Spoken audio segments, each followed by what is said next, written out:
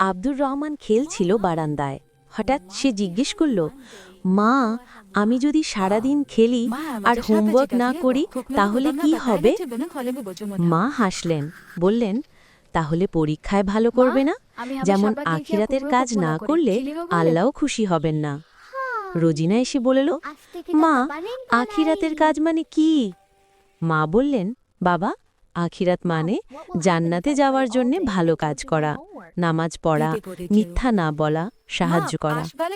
আব্দুর রহমান অবাক হয়ে বলল, মানে আমি যদি নামাজ পড়ি তাহলে আল্লাহ আমাকে জান্নাতে খেলনা দেবেন? মা হাসলেন, হ্যাঁ বাবা, এমন খেলনা যা কখনো ভাঙবে না। আব্দুর রহমান খুশিতে লাফ দিল।